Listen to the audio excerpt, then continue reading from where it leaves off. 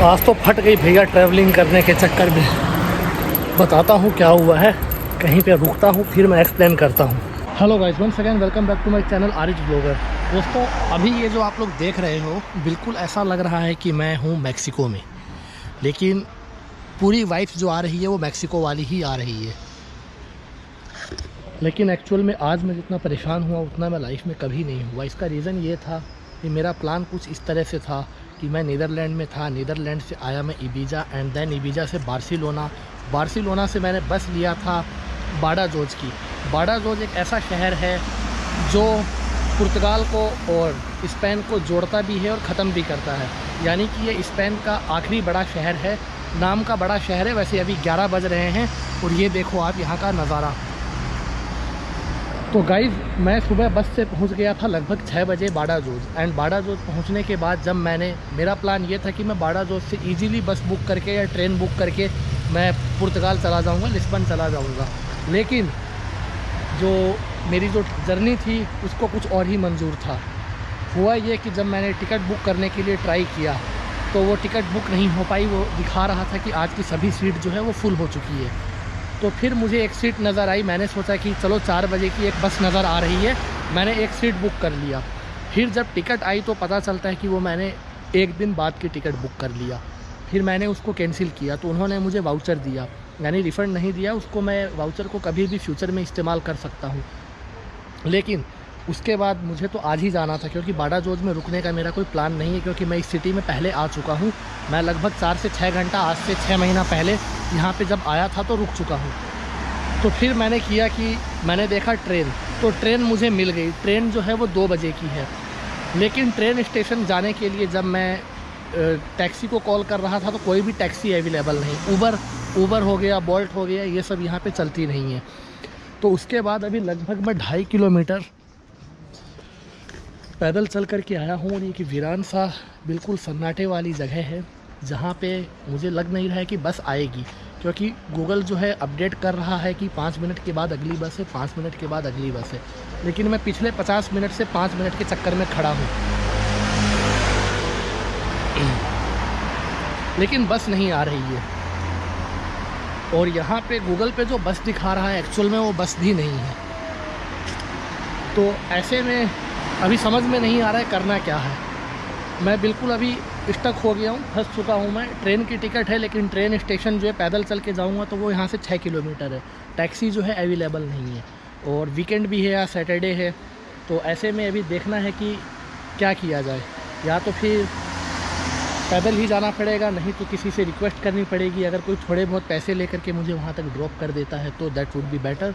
And देखते हैं क्या होता है। लेकिन असली ट्रैवलिंग का मज़ा इसी में आता है। अगर आप प्लान करके ट्रैवलिंग करते हो तो उस ट्रैवलिंग को मैं ट्रैवलिंग कंसिडर नहीं करता हूँ। ट्रैवलिंग इसी तरह की होनी चाहिए अगर एडवेंचर करना है तो।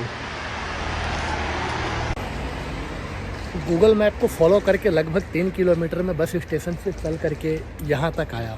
मैं जिस बस में बार्सिलोना से बाडाजोज आया था उस बस स्टेशन को छोड़ करके मैं पब्लिक ट्रांसपोर्टेशन यूज़ करने के लिए यहाँ तक आया।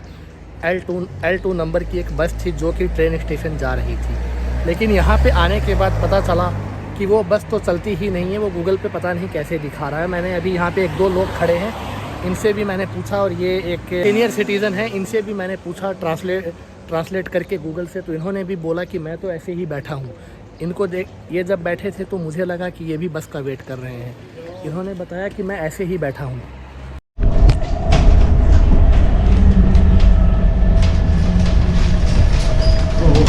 तो अभी इन्होंने मेरी काफ़ी हेल्प किया। एक्चुअल में मेरा जो क्रेडिट कार्ड था वो वर्क नहीं कर रहा था। एक्चुअल में यहाँ पे आप या तो सिर्फ कॉइन में पे कर सकते हो।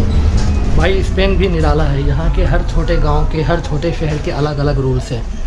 तो इन्होंने बोला कोई बात नहीं, मैं पे कर देता हूँ। तो मैं इनको कैश दे रहा था लेकिन इन्होंने नहीं दिया। तो वाकई में यार, अतिथि देवो भव सिर्फ हमारे इंडिया में नहीं है, स्पेन के लोग भी बहुत अच्छे हैं। तो इन्होंने जो है मेरी टिकट पे कर दिया और ये भी ट्रेन स्टेशन ही जा रहे हैं। और ये L2 नहीं, ये दूसरी बस है, और वो भी इन्होंने ही गाइड किया कि बस कहाँ से लेनी है।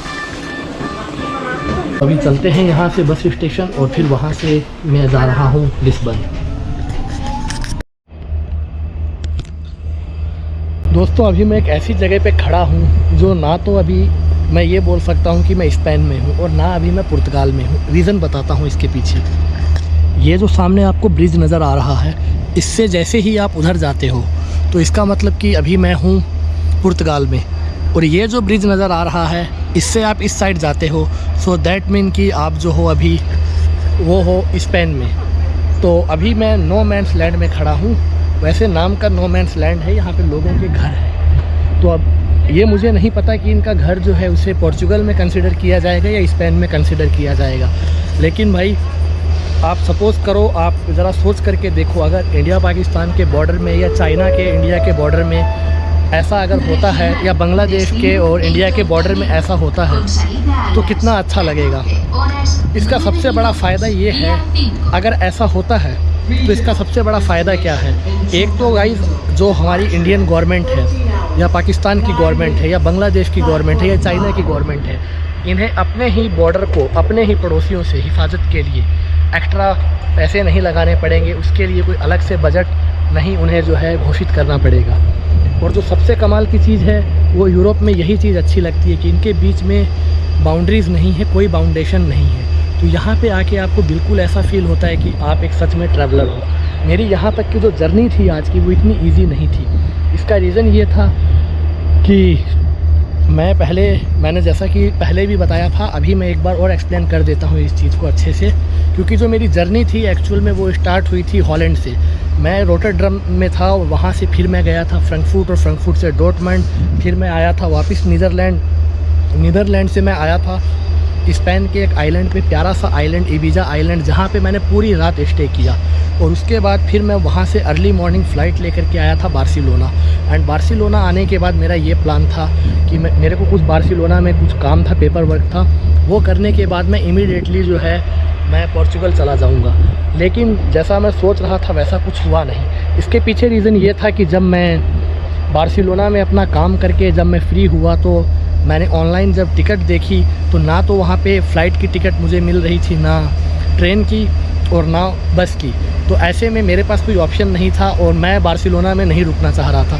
सच बोलूँ तो बार्सिलोना एक ऐसी सिटी है पूरे अगर यूरोप की बात की जाए तो जहाँ पे मैं रहना बिल्कुल भी पसंद नहीं करूँगा। क्योंकि मेरे साथ यहाँ पे जब लास्ट टाइम आया था तो मेरा वॉलेट ही चोरी हो गया था, जिस वजह से काफ़ी नुकसान मुझे हुआ था और काफ़ी परेशानियों का सामना अभी तक करना पड़ रहा है। उसका नतीजा मैं अभी तक भुगत रहा हूँ। ये जो ट्रेन खड़ी हुई आपको नज़र आ रही है सामने, ये ट्रेन जो है अभी इस डायरेक्शन में जाएगी, यानी कि ये पोर्चुगल जाएगी। एक बार ये ट्रेन मुझे चेंज करनी पड़ेगी। मैं आपको अंदर से दिखाता हूँ ट्रेन को।